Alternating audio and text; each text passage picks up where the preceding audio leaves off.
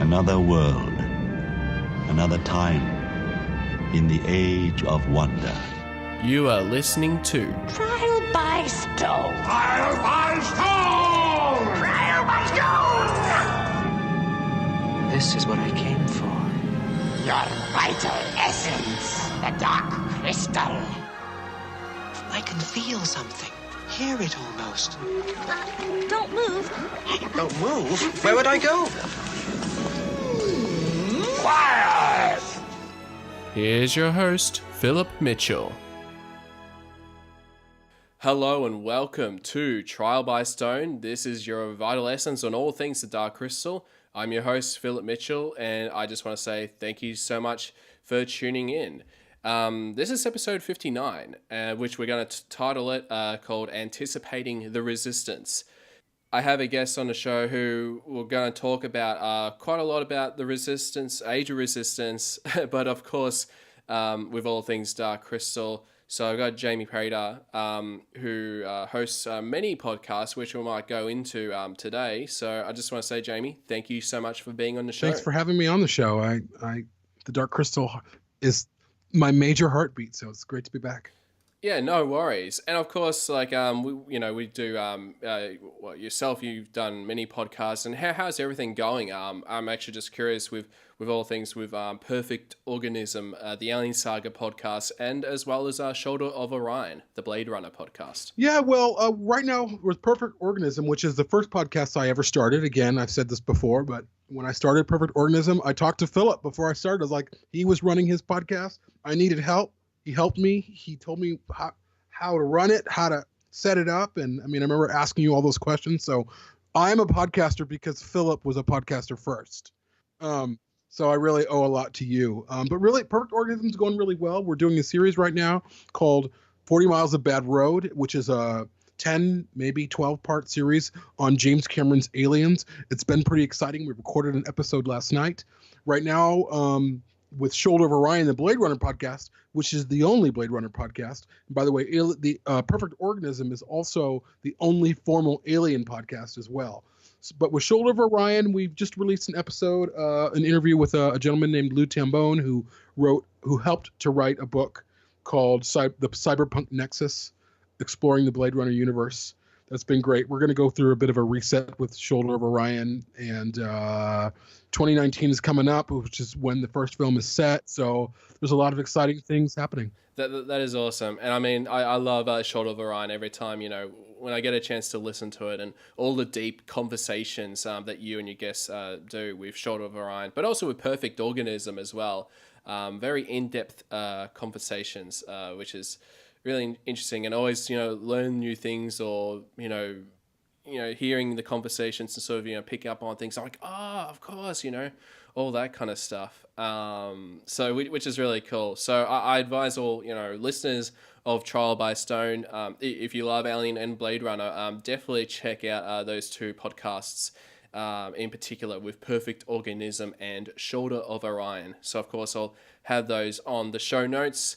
Or on the video notes. I don't know how to how to talk about how to describe it on the description, I should say, for YouTube, because of course this is going to be the first episode that we're doing video.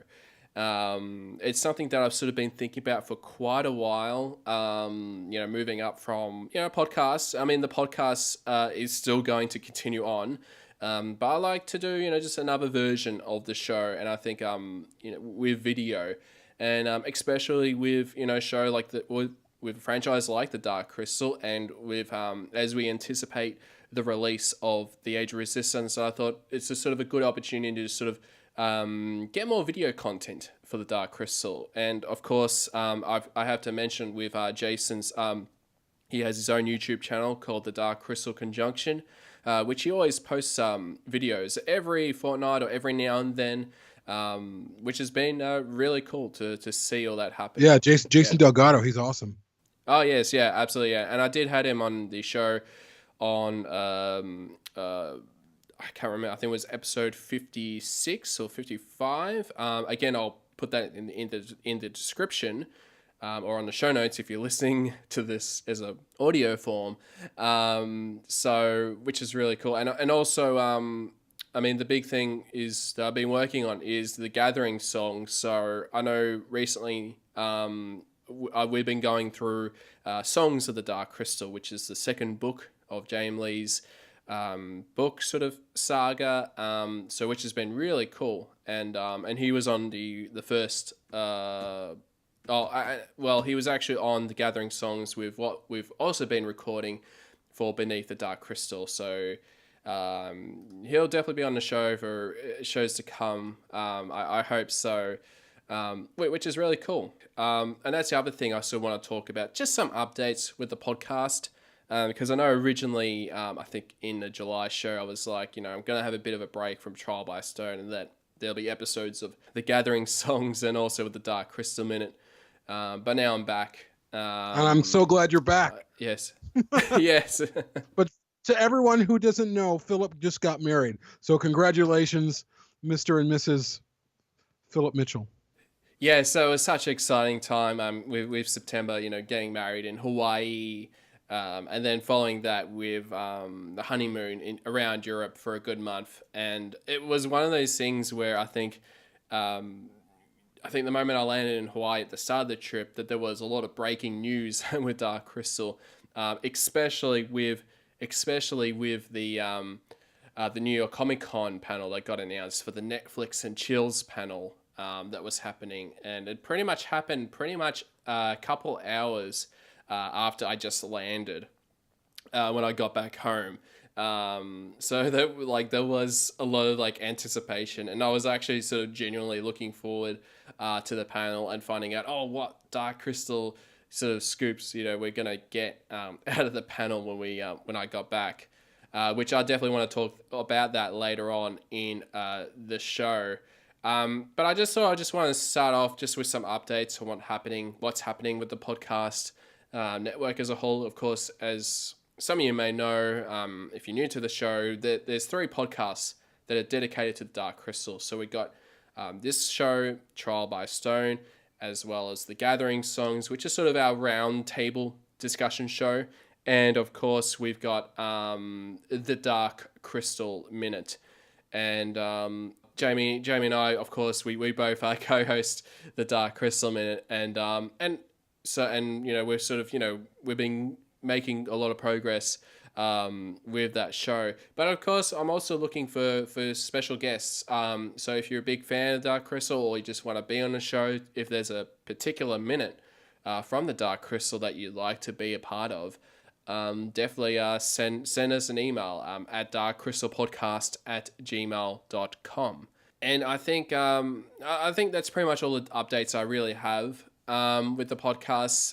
Just especially with 2019 is going to be a very, very big year for all things Dark Crystal, as we sort of continue the anticipation in the lead up to Age of Resistance. So of course, I'm always on the lookout for any assistance that you might want to contribute to the podcast, whether you want to be on an episode of Trial by Stone, or even on the roundtable shows with the Gathering songs, or anything else. Definitely send us an email at darkcrystalpodcast@gmail.com. That'd be fantastic. So of course, on this episode, let's get into chatting about the main topic for this episode, anticipating the Resistance. And I mean, this was something, we were looking forward to any updates. I think starting off with the Dark Crystal Ball that happened in Atlanta and Dragon Con, I think that was sort of the first time that we were sort of thinking, we might get some updates about Age of Resistance, which unfortunately we kind of didn't really get much information from those events. And of course, I mean, it wasn't, like I said earlier, when I was in Hawaii during my wedding and all that, that there was breaking news about the Netflix panel, the Netflix and Chills, and it was going to be on in early October, which was about a couple hours pretty much after I landed. So I must admit, when I was flying back home, I was really anticipating that panel so much. I was really looking forward to it. And it actually, I mean, I must admit, it's sort of got me sort of excited about the podcast, because I'm like, we're going to get new stuff, we're going to be able to talk about it, finally see something.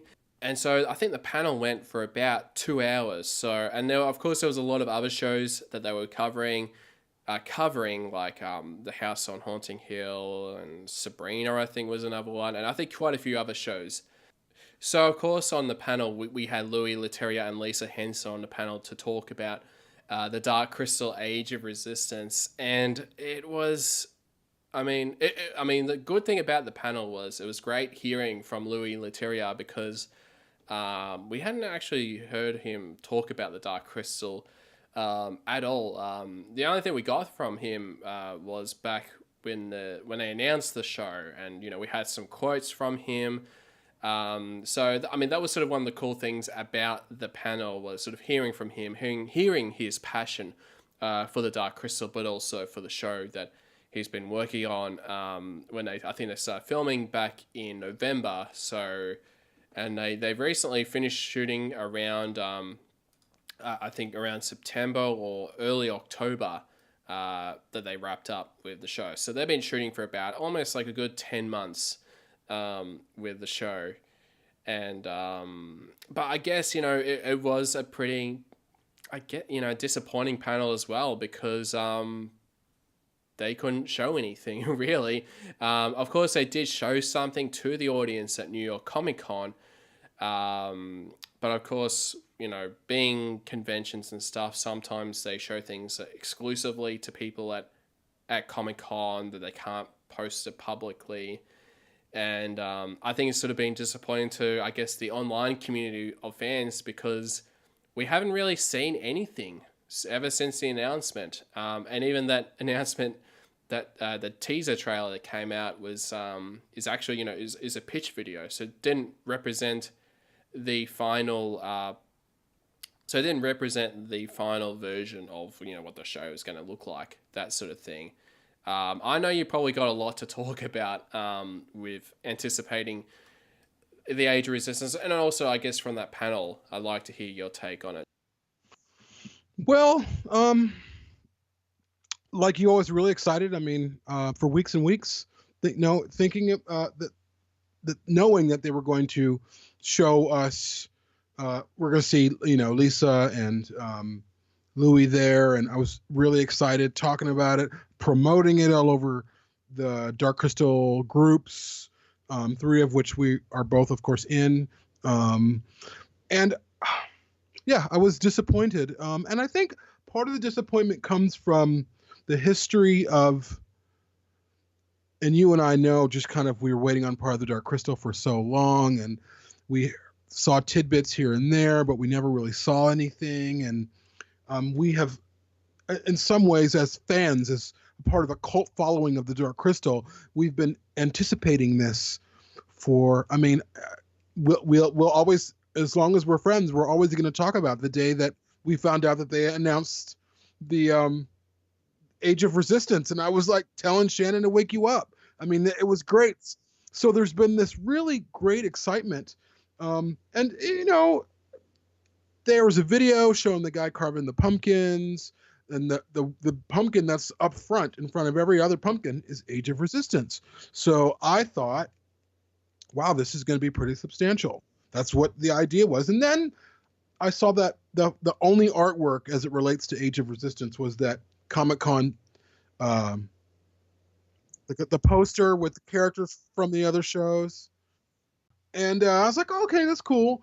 And then Lisa and Louis sit down, as you know, we're both watching at the same time, and they're talking, but they seem kind of like, yeah, we just finished shooting last week. Like, they seem like, why are we here? It seemed really strange. Like maybe Netflix wanted more from them than they were prepared to give, but at the same time, Netflix is calling the shots.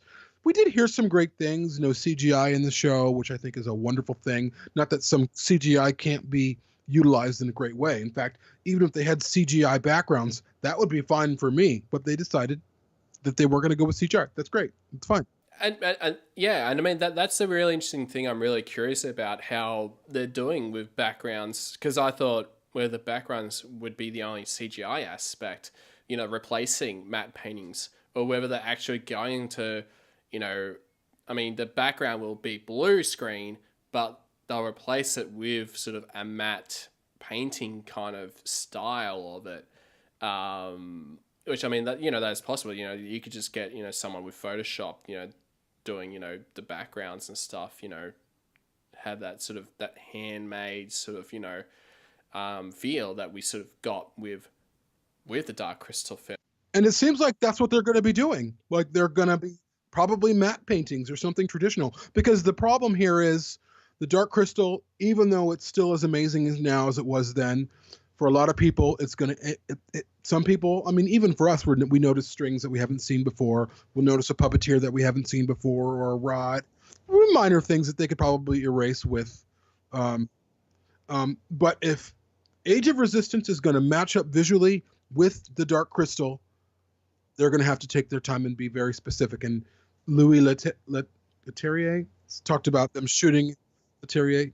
They talked about shooting in VistaVision or something like that. Yes, he did talk about that. I know there was some confusion about that because I think the film was shot in Panavision. And so he mentions about VistaVision.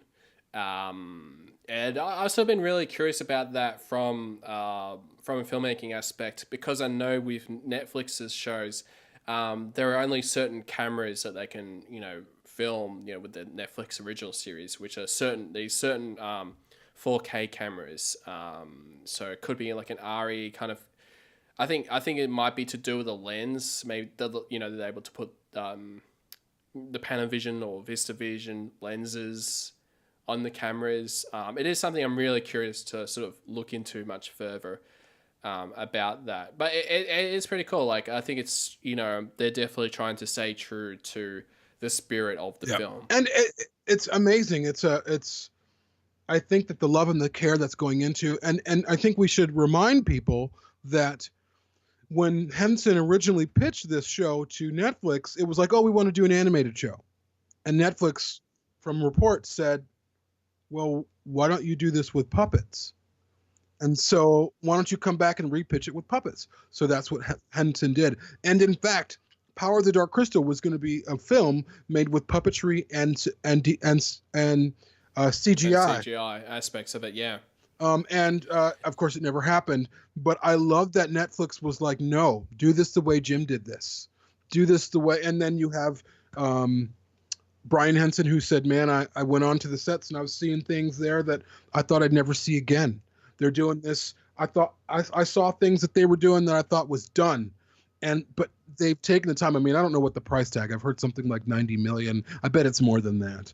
I definitely think in the 100 million. Like, if each episode, 10 million per episode, which I think is probably reasonable for an hour long, puppet film such as the Dark Crystal. I think it's it is probably the biggest gamble that Netflix, I reckon, has ever done. Like, out of all their productions, it is probably the most riskiest thing that they've ever done. Considering that the Dark Crystal film, it didn't do well at the box office. It wasn't a huge success. It did made its money back and then a little bit some, but it wasn't a huge hit. And it wasn't really till, of course, when it came out on video and DVD, that sales, apparently were really big. And sort of that's sort of when it became a bit of a cult following, more of a cult following than it was, unfortunately, back in 1982. Yeah.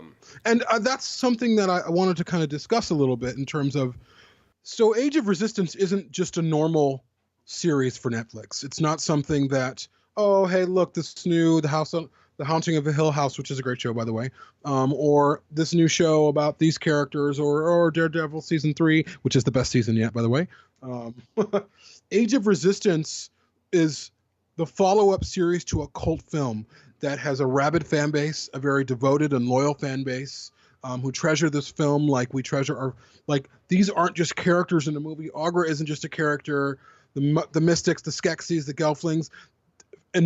For me, these people are part of my family. I'm staring at a Mystic that I've made 2 of them right now. That's how that's how important this series is to me, and I think it's important that the people at Netflix not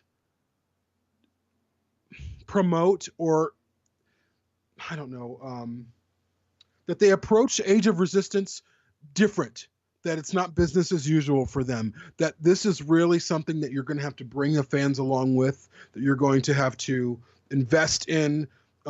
Because if you can't get the fans on board, that show isn't going to be successful. Now, I'm not saying that Netflix or Henson has to be like, oh, sure, here, whatever you want. No, what I'm saying is I think that there needs to be a good balance between fan interaction. And I think Henson's been pretty good with as much power as they have in terms of the creature contest, getting people involved.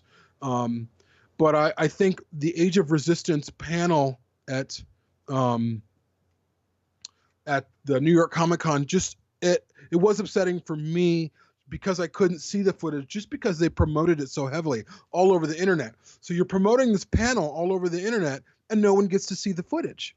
No one. And only probably the 100 people that are in the convention, that area, saw the footage. So what were we seeing? And they had Lisa and Louis there for 11 minutes.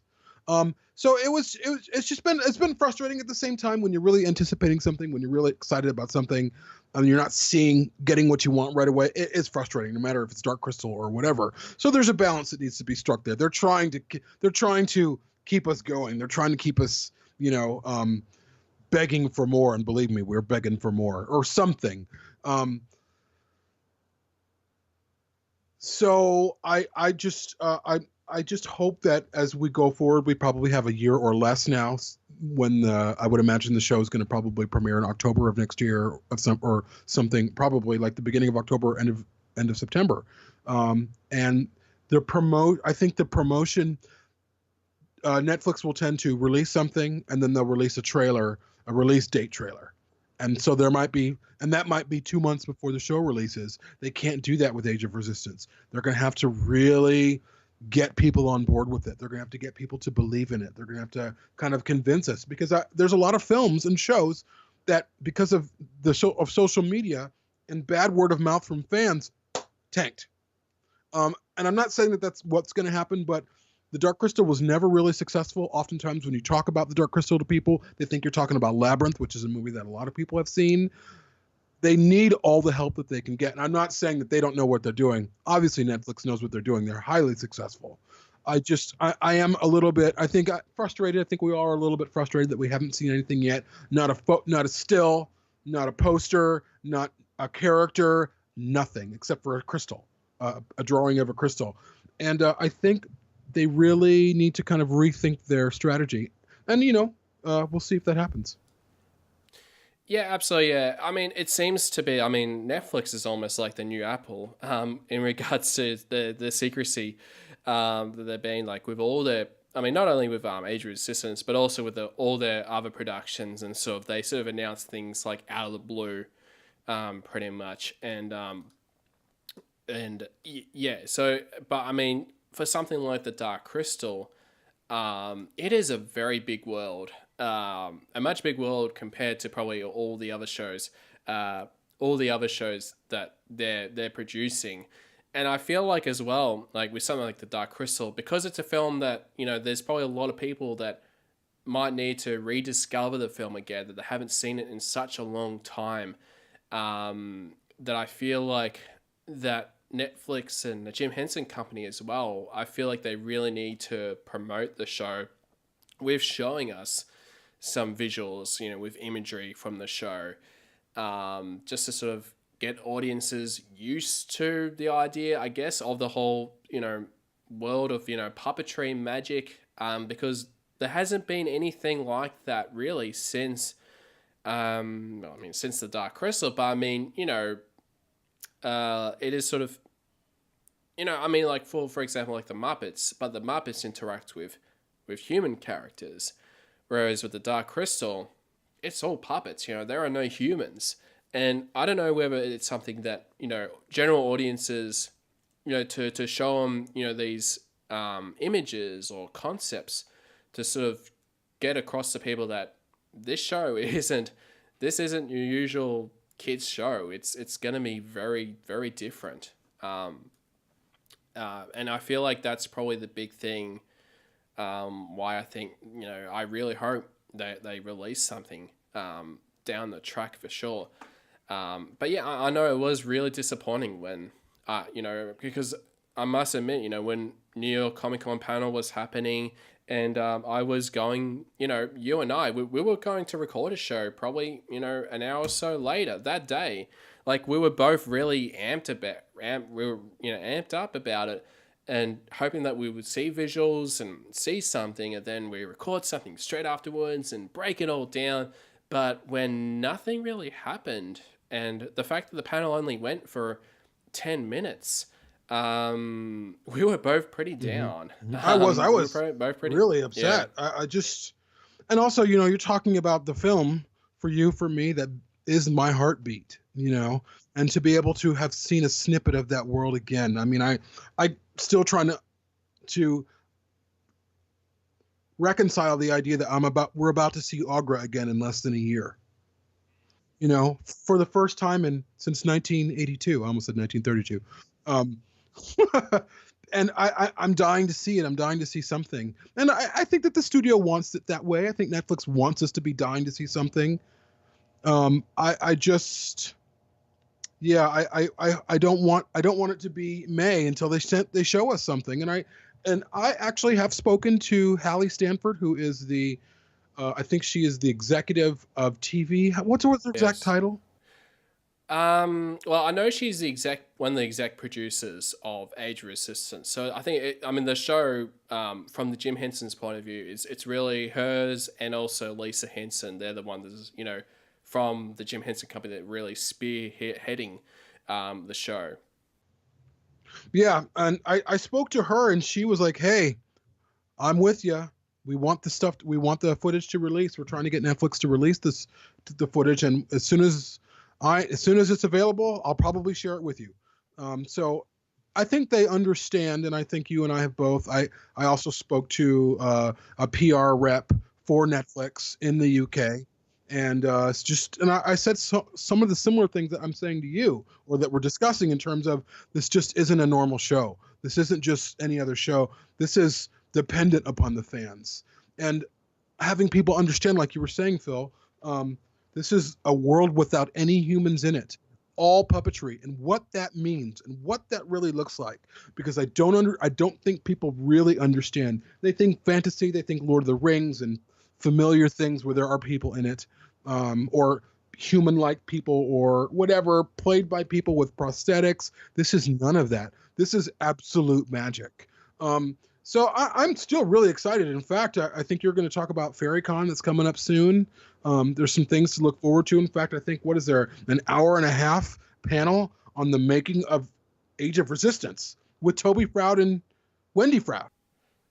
Yeah, absolutely. And that's the big thing. Well, it was disappointing that we didn't get anything from New York Comic Con. Of course, there is going to be a panel or an event called FaeryCon, which is happening in November in Maryland. And this panel, or this event, is actually sort of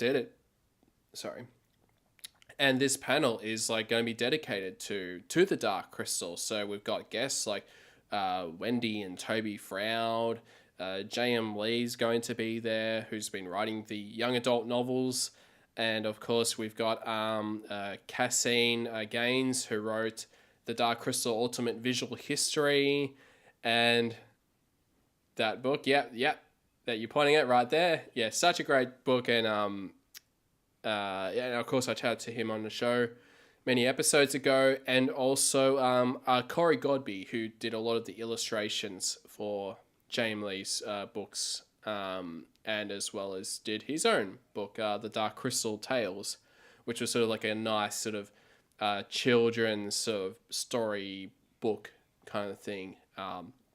You had 3 different storylines that sort of intertwined with one, a songbird that sort of carried over with each story. So that was kind of a cool thing. So yeah, it's very cool that they're all going to be there to be there, and also there's quite a few Dark Crystal panels that are going to be happening throughout the weekend, and and one of the big things is the making of Age of Resistance, which will feature Toby Froud and Wendy Froud, who both of them have been working very actively with the show. So the panel goes for an hour and a half. So certainly hoping we're going to see something. Something. And they're not going to have the same type of security that the New York Comic Con. FaeryCon's much smaller. No. It's much less of a big deal. So I mean, with FaeryCon that's happening in Maryland, there's a lot to look forward to because there's a lot of Dark Crystal. It's sort of a very Dark Crystal themed event, and of course, there is going to be apparently this 1.5 hour long panel on the Dark Crystal Age of Resistance. So I'm certainly hoping that we'll at least get a lot more information from the Frouds about the event. And of course, I mean, I don't think it's going to be an event that'll be live streaming or anything like that. But I certainly hope that I know we got a few fans from the Dark Crystal group pages that some of them will be attending, and hopefully we'll be able to get some video, updates. get footage, video, get photos, anything. And so I mean that's sort of really the next sort of big thing where we might get some updates with the Dark Crystal Age of Resistance, and of course there are other panels that are going to be Dark Crystal themed panels. I think Cassin Gaines doing one about his book, and I think Toby Froud is doing his panel, I think, on the sort of the technology that they're using. I think I don't know with the show, but I think in general, I think with puppetry technology, and of course J.M. Lee, I think there's going to be some writing panels as well that he'll be featured in. So he might go into some things about his upcoming books. So I mean, I'm really hoping that FaeryCon will be, where we get a lot more information.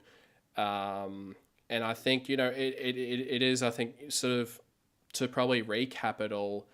We're just waiting for Netflix and the Henson Company to sort of, be able to release footage, give us sort of that official imagery. And I definitely think with something like the Dark Crystal that I don't think they should, just hold off, like they would do with the other Netflix shows where they just sort of do it out of the blue. Yeah, because there's there's no expectation sort of like with these shows, the movies that they make. No one's like, oh, hey, look, Netflix has released another movie. I mean, certainly maybe there's some anticipation for Daredevil, but we've seen it before. We've seen season 1, season 2, season 3. We kind of understand what's gone before. There's no expectation. And I wanted to mention briefly, you've seen the images of the puppets that they made for Power of the Dark Crystal. Jen, Kira, and Kensho.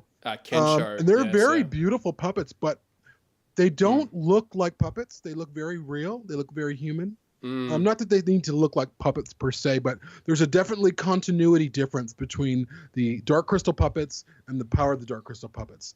Kira in profile doesn't even look like Kira. Her face is very different. She looks very different. Yeah. She doesn't look completely recognizable as Kira. Jen looks more recognizable for sure. And I think there needs to, I would like to see what direction they go. And I'm curious, like, how, if their mouths are going to move in more sync with the dialogue, how that's happening, what kind of puppetry is happening. The reports that we have heard of the footage that was screened at New York Comic Con was awesome. People said it looked just like the original, and it was amazing. So I'm just, I need to see something.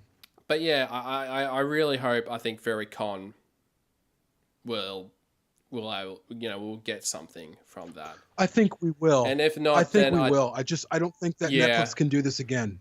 I don't think that they can, because they're not really showing the fans. They're showing the attendees of FaeryCon. Now, however, there's probably going to be a grip ton of Dark Crystal fans at FaeryCon.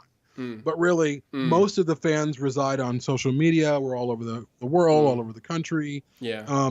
This has to be the time where they show us something. And I think it's probably good that they don't stream this, just so we're not like waiting there. Have you seen anything? Yeah. But certainly the day of the panel with Toby and Wendy, I'm going to be chatting with you.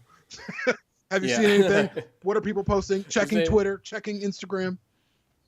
Yeah. Following all the hashtags, if there is any. Yeah. Hashtag FaeryCon or something like that on Twitter. So I mean, that's going to be a really cool sort of event to look forward to, which again, I'll put that in the description, which I believe is happening in November. So there is certainly a lot to look forward to with that event, and also for the next coming months and then years. With the new with the third book in J.M. Lee's book, and as well as Beneath the Dark Crystal, that's still continuing on, which is a 12-issue series. So we're pretty much a third of a way there. Well, we've still got 2/3 to go with the comic book series. So it's all just building up to the Age of Resistance, and certainly a lot to look forward to. Absolutely. And of course with the podcast as well, as we keep continuing making podcasts for Trial by Stone. So that's all the time that we have for this episode of Trial by Stone. If you'd like to get in contact with us, you can do so at darkcrystalpodcast@gmail.com. You can find us on Facebook at facebook.com/darkcrystalpodcast. We're also on Twitter at darkcrystalpod. We're also on Instagram at darkcrystalpodcast. If you enjoyed the show and think that others will love it too, please write a review on iTunes or on Facebook as well. I'll greatly appreciate that. And if you're watching this on YouTube, hit the like button and subscribe. Thank you all so much, and come back next time for more Trial by Stone.